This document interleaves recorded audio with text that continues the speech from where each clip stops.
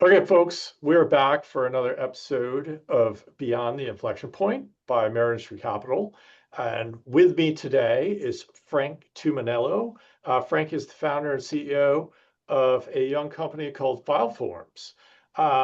Frank, why don't we start off with you telling me what drove you to become an entrepreneur? I was looking at your background. It looks like you had a pretty nice position within private equity. Um, Most people in private equity like to stay in private equity and not go to the dark side and become founders of young companies. Talk to me about that decision. Yeah. Thank you so much for the opportunity, Sean. Excited to be here and share my story. But yeah, you're not wrong. I did have a pretty cushy gig going there, and something about all of the transactions that you get the exposure to when you're in the industry does really inspire you to become a founder or an operator or both one day. It felt like the last seat around the table that I hadn't sat in, quite frankly, having started my career as a banker, progressed to private equity, then getting into corporate development. So I had the opportunity to work with many very impressive founders over the course of my corporate career working in the industry, and then ultimately was always on the lookout for that right opportunity to kind of leverage all of my skills and really start thinking in a less structured manner and thinking more in a creative manner how to build true enterprise value. So had the benefit of working on a bunch of successful deals, and then it ultimately inspired me to founding FileForms.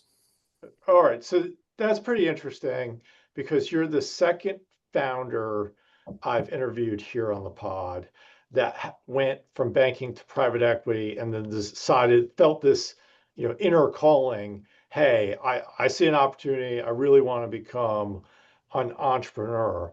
And that contrasts with many other founders, I feel, who probably benefit more than suffer from what I used to call blissful ignorance during my investment days. You'd see guys just kind of stumble their way onto like a 10x return without really knowing what they were doing, so to speak.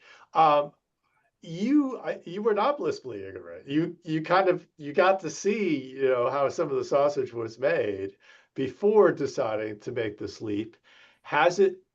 How has the difficulty compared to your perception prior to making that leap?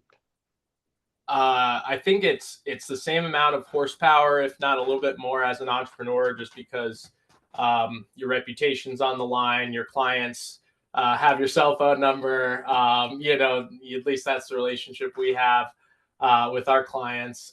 So it's definitely, I think, more intense as an entrepreneur. There's a lot less structure. I'm kind of a go-getter by nature, so I don't necessarily need the structure to tell me what to do every day. I like figuring that out and kind of letting it unfold on my own, and as the day progresses. So I think that's definitely quite a benefit to this role. But I think having the more methodical opportunity in the private equity world to kind of evaluate deals that are ready to go, have a bow on them in many contexts, and then sometimes some have hair on them that you got to unpack, obviously. But I do think kind of kissing a lot of frogs, if you will, kind of lets you develop a tendency to pick up on trends. And when I was in the private equity role, I did have the ability to pick up on a lot of different trends around technology development, technology implementation, different M&A strategies and various forms of professional services, such as insurance brokerage or accounting, which is a more popular trend now. Wealth management, that trend's very popular as well over the last decade or so. So I was feeding for that opportunity to kind of find that next industry that was ripe for consolidation, ripe for technology improvement and efficiency. And things are just changing so quickly with AI now. It's a little hard to keep up, but we're doing the best we can, and it's been a lot of fun learning those tools as well. Okay, so we're going to talk about FileForms itself here. I was looking at the FileForms website. I mean, it spoke to me very quickly because I'm filing some of these things for my firm and its related entities, our clients are needing to file these things. And as a former, or I should say, recovering hedge fund professional, I've seen many patterns repeat where opportunity is born out of regulatory change. So talk to me about the regulatory change that sort of created the opportunity for FileForms, and then take us through what FileForms is doing and who it's serving. Definitely.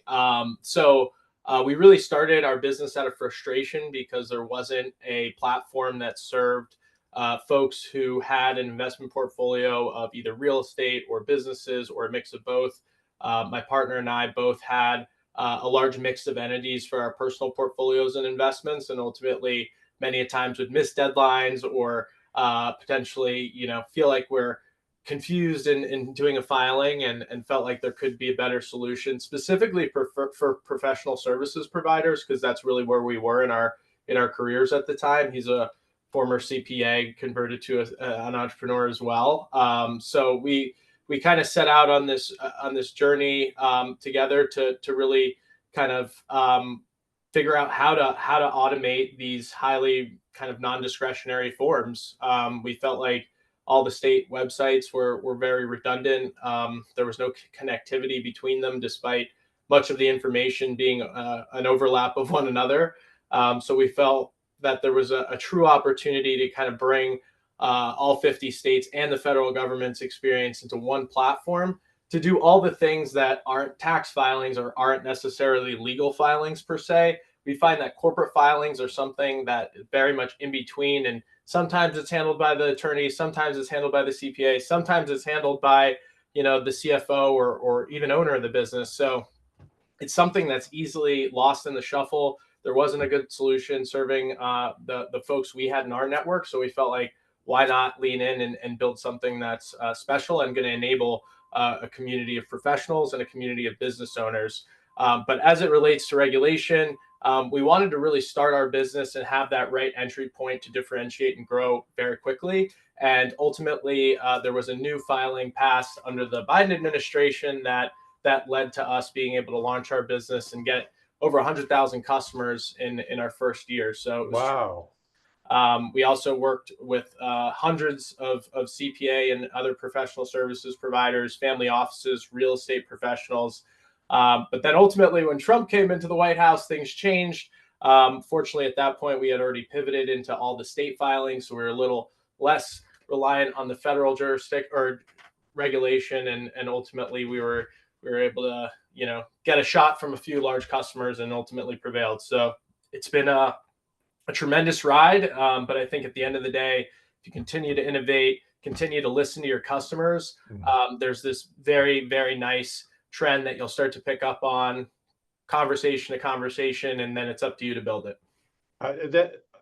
That's been a recurring theme with many of the successful founders that we've interviewed here on the podcast. We can't understate the importance of listening to customers. You mentioned you guys came out of the box, got 100,000 customers pretty quickly.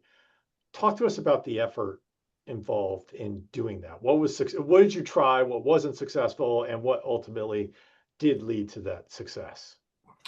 Well, one, it was a thesis that kind of turned into a hypothesis and then ultimately unfolded into practice. So when we launched our platform in September of 2023, we had some degree of certainty on how we wanted to get traction.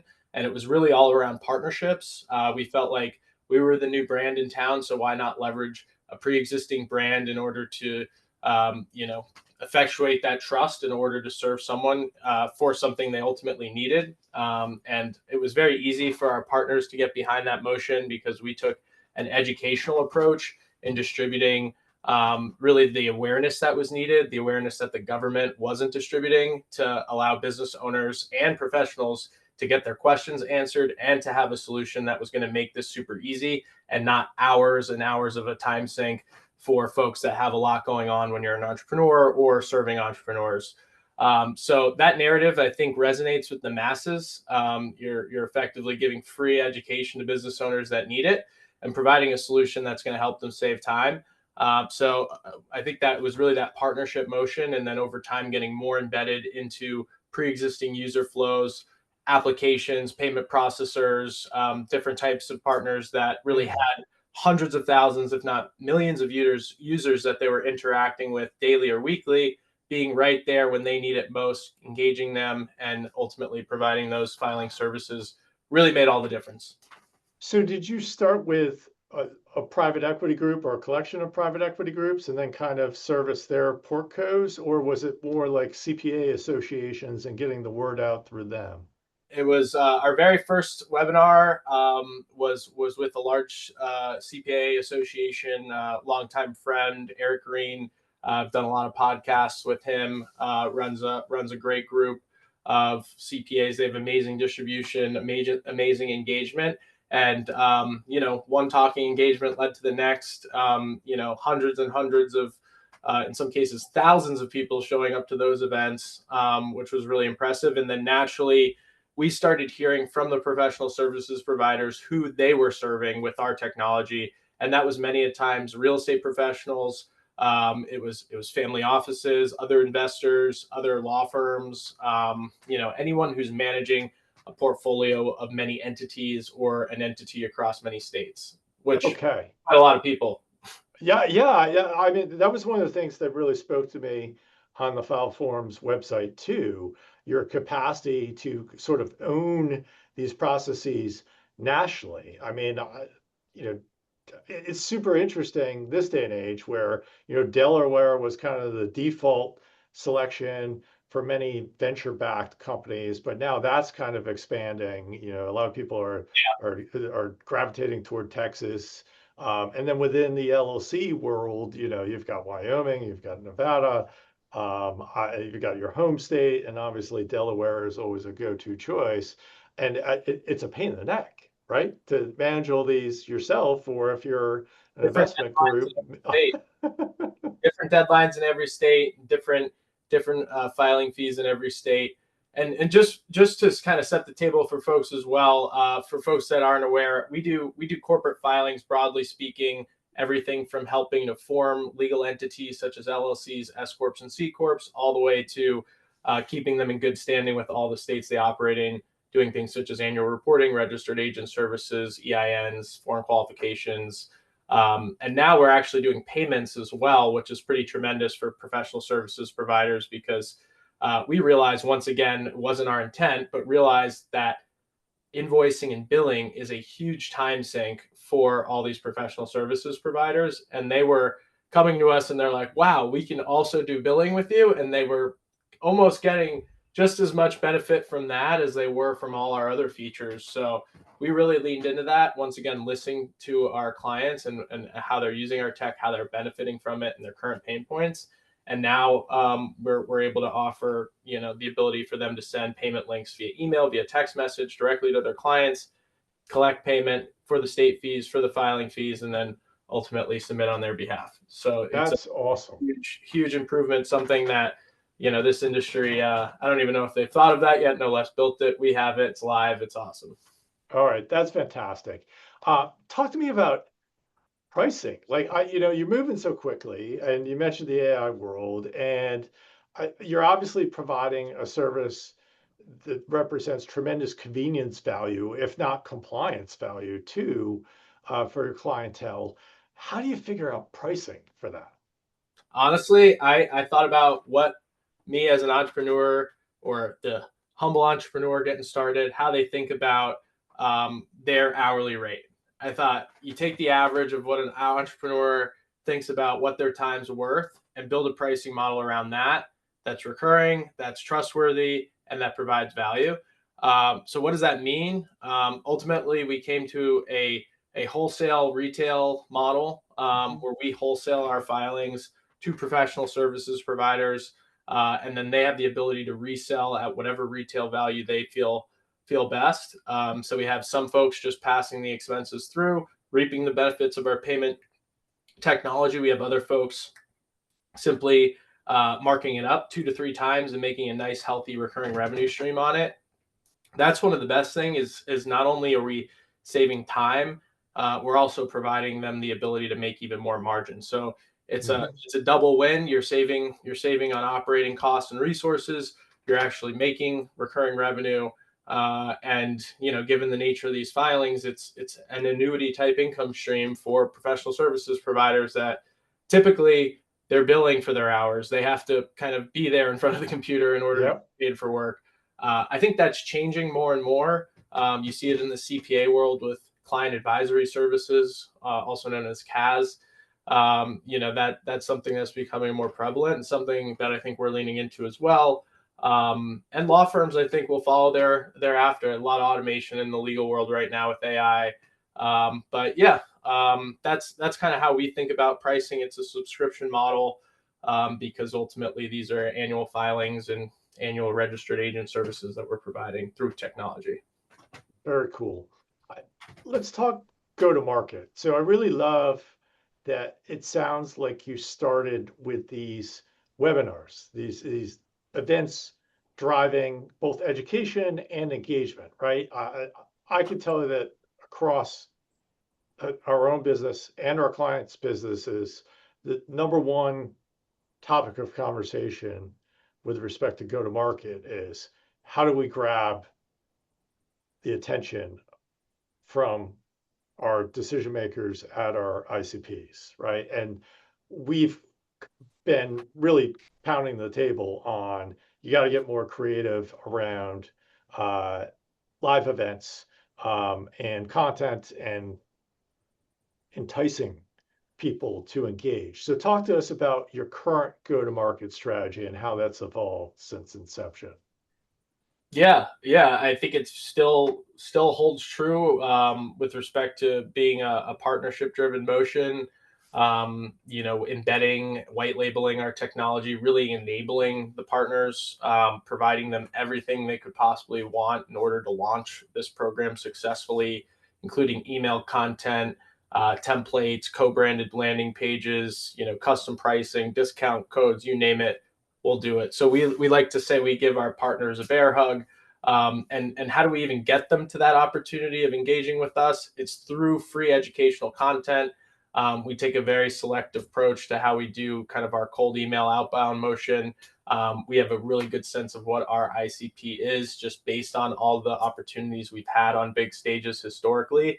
And ultimately, folks are pretty open to free education on a relevant topic is something that, you might have to ultimately pay a law firm for if you don't have that as an option. I'm not an attorney. I don't try to be an attorney, but ultimately I do work with many of them, and I come from a family of plenty of them. So, the same time, I think it's, that opportunity to really lower the barrier to entry, get the person into the funnel, have the ability to see who you do business with is very important in this day and age. I think folks can relate to my background, my partner's background as a CPA, why we started the business. We can relate to our clients as well as entrepreneurs, business owners, professional services providers. Ultimately the product really speaks for itself. Being able to form an entity in minutes, doing that under your custom brand, being able to generate revenues, save time, provide a workflow solution to employees internally. There's just a ton of benefit here. There's 36 million legal entities active in the United States right Oh my now. gosh. And specific states like Delaware or Florida have over 5 million active entities in them each. So, the professional services providers or the investors who, have those portfolios of entities in those states, they have a huge filing obligation on their hands every single year. We can relate to that and provide the technology to, really do it in a matter of hours, not weeks or months in some cases. Yeah. And you guys are headquartered in Florida? Correct. Fort Lauderdale, Florida. Okay. Very cool. Yeah. But again, you're doing business nationally. All Out of curiosity, what entity did you guys choose for yourselves? LLC taxed as a partnership. Okay. Very Yeah. cool. I like Yeah. it. All right. And so, Frank, where do you want this to go? What's your vision for FileForms? Yeah, blessed to be in a position to evaluate a bunch of different growth channels. Our organic growth's been tremendous as we've built out our product offering this year. So, plenty of positive tailwinds to continue to kind of scale organically. We're super excited about the partners that we've onboarded kind of over the summer and getting them into filing busy season in Q1, Q2. We're super excited about, and ultimately we look around the room and we feel like we have some of the best technology in this market, which I think provides a tremendous M&A opportunity to help with succession planning within this segment of corporate services, and ultimately be a soft pillow for folks to kind of migrate their clients onto when it comes time for an exit someday. So we'd be thrilled to kind of scale our business to 50 million of revenue, hopefully, and kind of look around at that point and see what makes sense at that point. But yeah, I'd say that's the focus for the next few years. Okay, fantastic. Frank, given where you want to go and given where you are today, what do you perceive to be the business's biggest challenge in bridging that gap? I think the whole sales motion these days is changing extremely quickly. There's so much content out there. There's so much cold email into the inbox. Spam filters have gotten very sensitive. So it's really hard to kind of break in, and I think it's becoming harder. So learning, AI the best you can from folks that might not even be experts or even know what they're talking about, and kind of seeing through all that fog is something we try to do succinctly. And I think that's been kind of the biggest change. The Google algorithm, the spam filters, the whole kind of diversification of how you kind of get someone's attention has changed a lot. But I think we're learning just as everyone else is, and kind of definitely able to hold our own in these types of strategic initiatives, and only going to continue to learn. But I think that's been a very big change over the last 12 months, and I think unanimously businesses online have felt that.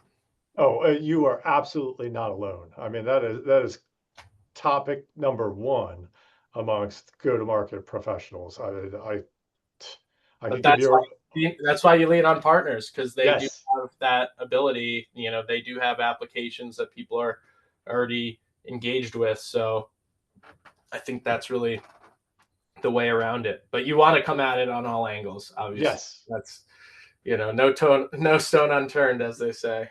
Yeah, I mean, I feel like this evolution of attention management, let's call it, um, it has really put a premium on trial and error. And most organizations are just not wired well for trial and error, right? Nobody likes to fail. Nobody likes to raise their hand and say, yeah, you know what? Like we said, we are going to send sequences of 20,000 cold emails and then make a decision as to whether this is worthwhile or not. And, There's so many tools out there too. That's a tongue twister.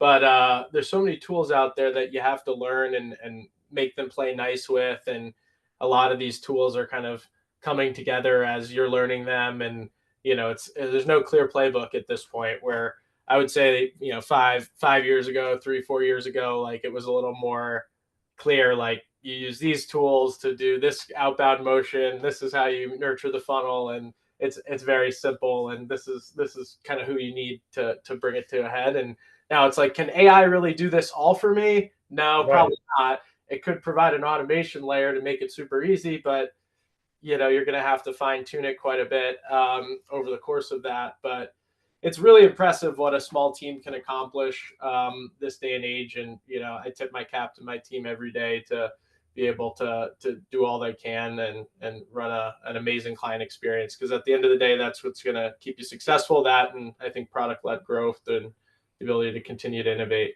So Okay.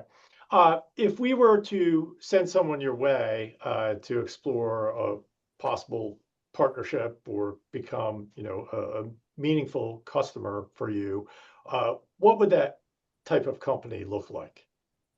Definitely, it would be any professional services provider or business owner that's managing a lot of entities, either on behalf of their own portfolio or on behalf of clients. And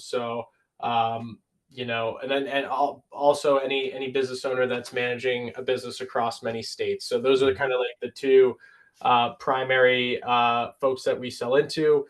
On one end, a lot of times, CPAs, law firms, family offices, real estate professionals, private equity firms, venture funds are kind of the group that has a lot of entities. Many times those entities are across many states.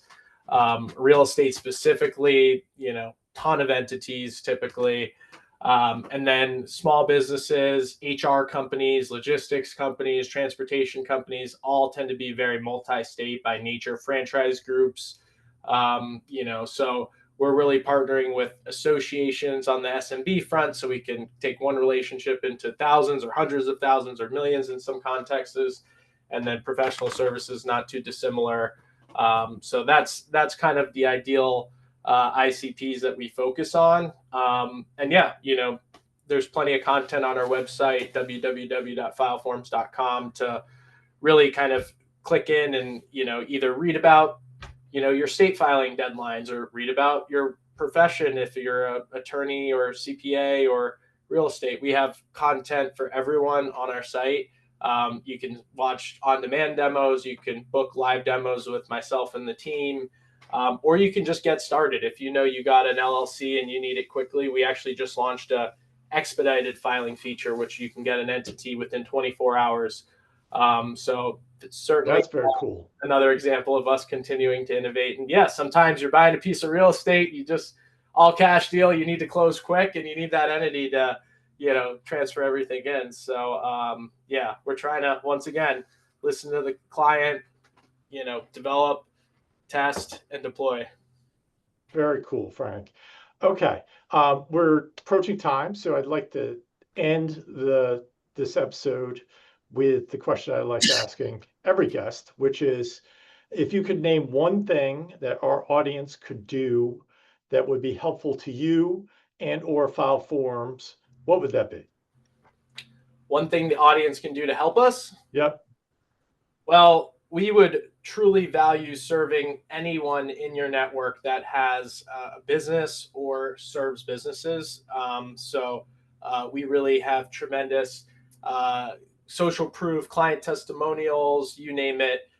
We go above and beyond, like I said, for our clients and our partners. So as we mentioned, we really value any referrals or intros that are folks that might have a filing need. We actually have a tremendous referral program. If you think this is something that you can do consistently, we give a commission back, and pay it forward as much as we can. We'll discount it as well if we need to. So we're always trying to help others, and similarly, we refer business to folks that make sense within our community or things that our network needs. So always happy to have the partnership discussion. That's what it's all about. Okay, awesome. That'll be easy for, I think, our audience and our own firm to do for you. I lied. One final question. Just out of curiosity, did FileForms take any external capital when building the company? We did not. That's a rarity. Since the get-go. Yeah, it's been fun. Yeah, thus far, we maintain our own ability to make decisions, which is really nice. So any plans for that to change? We'll see.